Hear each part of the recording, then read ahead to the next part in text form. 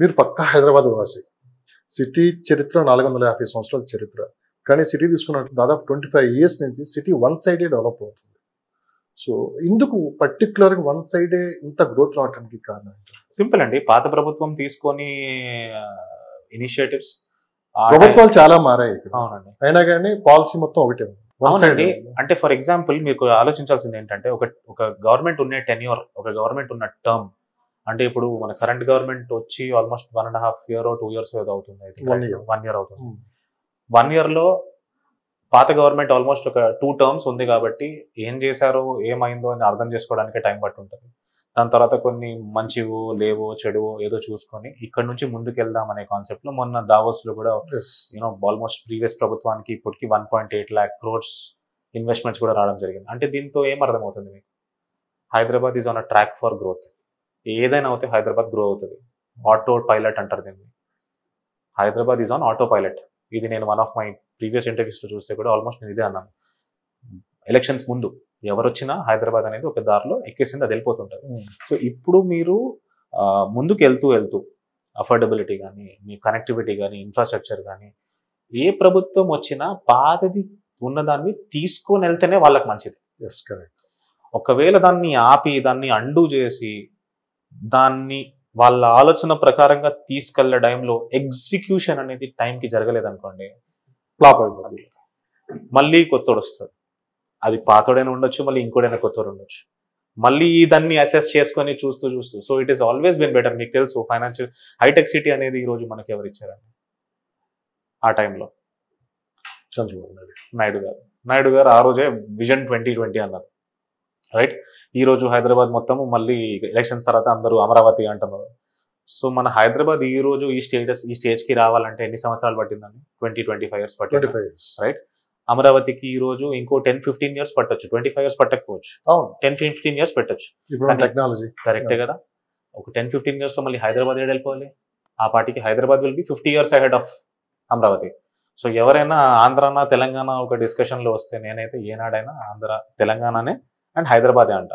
So my suggestion is always ఒక progressive government should go for the welfare of the people based on the plans and mitigations. ఎందుకంటే చేసేదంతా IAS ఆఫీసర్సే కదా, వాళ్ళే కదా. Minister వచ్చినా minister పోయినా ఆ ప్లాన్ వేసి ఆ ప్లాన్ పైన సంతకం పెట్టేది, ఫైనల్గా సీఎం దగ్గర రిపోర్ట్ వెళ్ళేది ఐఏఎస్ ఆఫీసర్ కదా చేసేది. సో ఒకటి వెళ్ళిన తర్వాత పాత ఐఏఎస్ ఆఫీసర్ ప్లాన్ని రద్దు చేయడం ఏంటి నాకు అర్థం కాదు. సో ఇంకొకటి, దావోస్ పర్యటన తర్వాత ఎలాంటి ఇన్వెస్ట్మెంట్స్ హైదరాబాద్ లో రాబోతున్నాయి? అన్ని రంగాల్లో వస్తాయండి. పర్టికులర్ గా ఒకటంటూ ఉంటుంది కదా, సో డేటా సెంటర్లు ప్రపంచం మొత్తం హైదరాబాద్ వైపు చూస్తుందని చెప్పి కూడా ఎక్కువ వాళ్ళు ఇక్కడే ఇన్వెస్ట్ చేయడానికి ఆసక్తి చూపుతున్నారు. Sir reason is because Hyderabad లో ల్యాండ్ ఎక్కువ ఉంది, తెలంగాణలో ల్యాండ్ ఎక్కువ ఉంది. దీంట్లో మీకు మరీ బెంగళూరు లాగా ట్రాఫిక్ కంజెస్టెడ్ జోన్స్ లో ఉండి వాళ్ళకి ఇప్పుడిప్పుడే ఒక అవుటర్ రింగ్ రోడ్ తయారవుతుంది, మనది ఎప్పటి నుంచో ఉంది. సో దానికి ఎక్స్టెండెడ్ ల్యాండ్స్ అనేది మన దగ్గర ఎక్కువ ఉన్నాయి కాబట్టి మనకు గవర్నమెంట్ కూడా చాలా ప్రోగ్రెసివ్ గా ఒక ఫార్మా క్యాపిటల్ గా ఆల్రెడీ ఉన్నాము. ఫిన్టెక్, ఫైనాన్షియల్, గూగుల్ కూడా వరల్డ్స్ లార్జెస్ట్ ఆఫీస్. అంటే ఇవన్నీ మనం వింటూ వస్తున్నాం ఎప్పటి నుంచో. నియోపోలిస్ ఉంది, మనకు ఫార్మా సిటీ ఉంది, మనకు ఏంటిది ఫ్యాబ్ సిటీ, ఈ సిటీ ఉంది, మళ్ళీ మనకు ఇటు టెక్స్టైల్ పార్క్ ఉంది, అటువైపు నిమ్స్ ఉంది. సో ఇవన్నీ అందరూ 100,000 వీడియోల్లో వాయించేశారు, మళ్ళీ మనం రిపీట్ చేసాం. సో ఇవన్నీ ఉన్నాక మనకు హైదరాబాద్ ఫ్యూచర్ ఏంటి, గ్రోత్ ఏంటని దాన్ని అంత డౌట్ పడే అవసరం లేదు. అక్కడికే వస్తుంది సార్. మీరు ఫస్ట్ లో ఒక ఇంట్రొడక్షన్ లో ప్రశ్న కూడా అడిగాను. వాస్తవాలు చాలా దగ్గరగా మాట్లాడతారు, అలా అయితేనే మీరు మాట్లాడతారు అని చెప్పాను. ఈ మధ్యకాలంలో సోషల్ మీడియా పెరిగిపోయిన తర్వాత ఎవరికి నచ్చింది వాళ్ళు మాట్లాడుతున్నారు. మీకు ఒక విజన్ ఉంది, Hyderabad development next 15 years 10 years తర్వాత ఎలా ఉంటుందో కూడా మీరు చాలా క్లారిటీగా చెప్తున్నారు. ఎందుకు కొంతమంది పని కట్టుకొని నెగిటివ్ స్ప్రెడ్ చేస్తున్నారు హైదరాబాద్ మార్కెట్ మీద? అంటే తెలిసి తెలియ చేస్తున్నారా? నిజంగానే మార్కెట్లో ఆ పరిస్థితులు ఉన్నాయా అంటే మీరు ఏం చెప్తారు? కొన్ని వాస్తవాలు ఈరోజు మీరు మాట్లాడారు.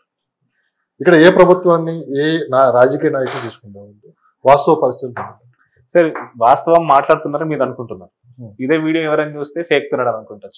సరే ఎవరు అనుకునేది వాళ్ళు అనుకుంటారు, మనం చెప్పాల్సింది మనం చెప్పాలి కదా. నా కాన్సెప్ట్ అదే కదా. Those who want to run a propaganda, వాళ్ళకి టాపిక్ దొరకాలి, జస్ట్ ఒక తోక దొరకాలి. ఆ తోకని గుంజుకొని ఒక కొత్త యానిమలే డ్రా చేసేస్తారు, రైట్? సో టుడే ఇప్పుడు sir everyone has an agenda అండి. నేను ఈరోజు ఇక్కడ కూర్చొని మాట్లాడడానికి నా ఇంటెన్షన్ ఏంటంటే మీరు అంటారు సూటిగా మాట్లాడతాను, అది కొంతమందికి నచ్చొచ్చు, నచ్చకపోవచ్చు, రైట్? ఎవరికి ఏం నచ్చుతుందో it's all in your mind set. If ఇది సినిమా లాంటిదే, అందరికి నచ్చాలని లేదు, అందరికి అంటే కాదండి, మన సివిలైజేషన్ చాలా మంది హర్డ్ మెంటాలిటీ. అంటే ఒక్కోడికి నచ్చిందంటే 10 మంది వెళ్ళిపోతారు, ఒక్కడికి నచ్చలేదంటే కలిసి అందరి మంది దాన్ని కండెమ్ చేస్తారు. సొంతంగా బుర్ర వాడరు. ఓకే, సొంతంగా ఒక జడ్జ్మెంట్ అనేది తీసుకొని ఆ ఒపీనియన్ తీసుకుంటే భయపడతారు. నేను ఒంటరిగా ఉండిపోతాను, వాడేం చేస్తున్నాడు వీడేం చేస్తున్నాడు అని చూసి. ఇప్పుడు మీరు నన్ను అడిగారు హైదరాబాద్ రియల్ ఎస్టేట్ ఎట్లా ఉందని. ఐఎమ్ ఆప్టిమిస్టిక్ అండి. నేను ఎప్పుడు నా ప్రతి ఇంటర్వ్యూ చూడండి నేను ఆప్టిమిస్టిక్ ఉంటాను. ఎందుకంటే రియల్ ఎస్టేట్ గేమే అట్లాంటిది. Buy real estate and wait అంటారు, don't wait to buy real estate అంటారు, రైట్? అండ్ ఇంకో సామెత ఉంది, the best time to buy a home is 5 years ago. అంటే ఏనాడైనా మీరు ఇల్లు కొనాలంటే 5 సంవత్సరాలు ముందు కొనాల్సింది మీరు, ఆ రోజుకి ఎక్స్పెన్సివ్ అది, రైట్? అలా అంటే you will always be late. కాకపోతే నెగిటివ్ ఎందుకంటే I would say limited knowledge అనుకోండి, వాళ్ళకి జ్ఞానం లేదు. ఈ రోజు మీరు హైదరాబాద్ పాపులేషన్ ఎంత అండి? 1.5 crore. 1.5 crores లో మీరు 1.5 lakh హోమ్స్ అన్సోల్డ్ అంటే దానికి పర్సంటేజ్ ఎంత అండి? Less than 1%. మనం అందరూ ఎంత మాట్లాడుకుంటున్నాము. ఇప్పుడు నియోపోలిస్ లో 8 లక్షల స్క్వేర్ ఫీట్ కమర్షియల్ వస్తుంది. మనకు చుట్టుపక్కల ఆల్మోస్ట్ ఐ థింక్ ఒక 80 million SFT ఉంది అనుకుంటానండి. I'm sorry, I might be wrong. 80 million, I think 9 franco ఏదో. ఎన్ని కోట్ల స్క్వేర్ ఫీట్ అది నీకు కొంచెం ఐడియా ఉందా మనుషులకు? అది we will always be under supply in housing. Demand కి హౌసింగ్ కి ఎప్పటికీ గ్యాప్ ఉంటది. కరెక్ట్. అన్సోల్డ్ ఇన్వెంటరీ అనేది మార్కెట్స్ సైక్లికల్ గా ఉంటాయి. ఆ సైక్లికల్ మార్కెట్ లో వెయిట్ ఇట్ అవుట్ అంటారు, ఆగు కొన్ని రోజులు ఆగు. ఎలక్షన్ ఇయర్ వచ్చే లోపల రియల్ ఎస్టేట్ స్లో అవుతుంది, అందరికీ తెలుసు కదా అది, కరెక్ట్, రైట్? మళ్ళీ March 31 ఫైనాన్షియల్ ఇయర్ ఎండ్ ముందు రియల్ ఎస్టేట్ పికప్ అవుతుంది, తెలిసే కదా అందరికి.